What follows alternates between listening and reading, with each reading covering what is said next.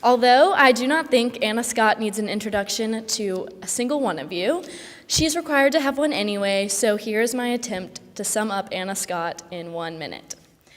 Anna has been my best friend since I was born. I have been with her through her many stages of life, from when she crushed a fountain in her backyard with a baseball bat, to when she became an emo princess in middle school.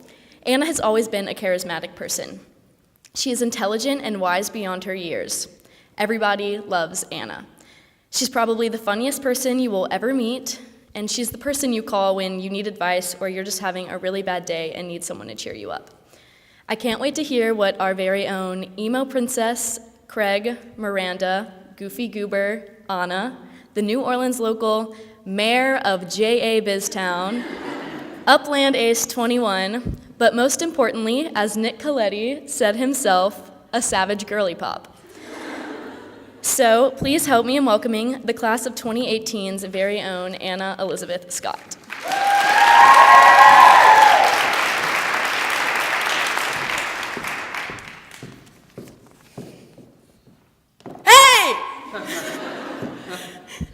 I am definitely, without a doubt, the loudest person you will ever meet.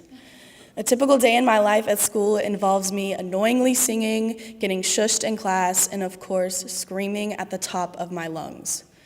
I've been asked on multiple occasions if it's because I have a hearing problem, but alas, the answer is no, I really just like yelling.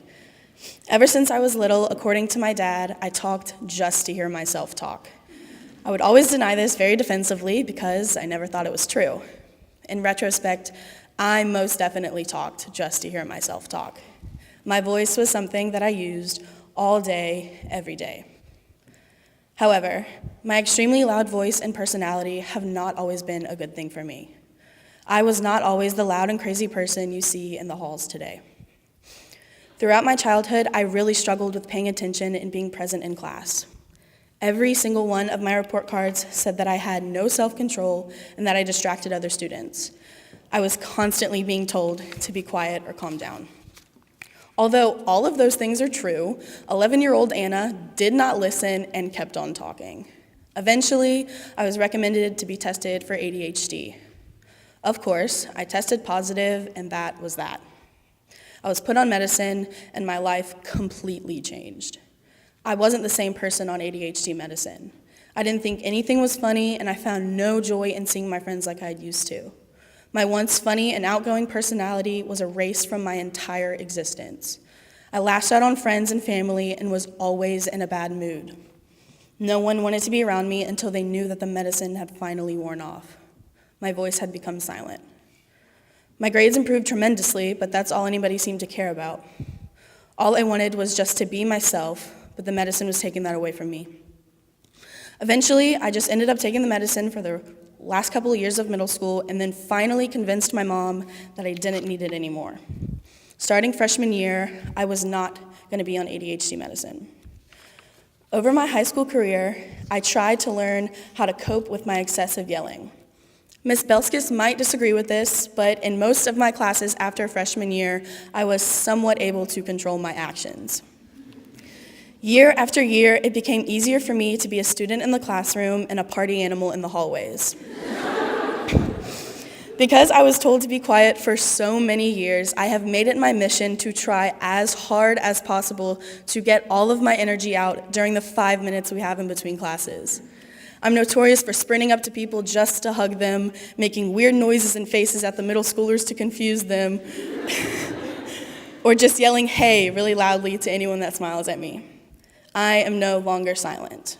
Although I still, to this day, get shushed in classes and will probably be shushed for the rest of my life, it is a whole lot better than being the person I was on medicine. The path I took to get where I am was long and very hard, not only for me, but for my family, and I wouldn't wish it upon anyone. Medicine was not the answer for me, but your story is different. I took 7 different types of medicine, various trials of dosage amounts, and countless psychiatrist visits just to come to the simple conclusion that ADHD medicine does not work for me. My voice is something that I never thought would be taken away from me, especially not by something as small as ADHD medicine. Kanye West once said, "I will go down as the voice of this generation, the voice of this decade. I will be the loudest voice." Don't let anyone or anything take your voice. No matter what it is or how insignificant you think it is, your words are heard and felt by the people around you. It's Pilar talking about reconnecting with her relatives, teaching us that we should embrace our roots, not ignore them. It's through Vivi's films we learn to find our passions. I want to be that passionate about something. Through Lauren's acting, through Sabrina's poems, we learn from the words spoken by our peers. I think it's pretty obvious our class has shared a lot of wisdom during our years here. We have left a mark on this school. You will never forget the class of 2018, because we sure know how to be heard. No matter who you are, or who you're talking, or how trivial you think it is, someone is listening, always.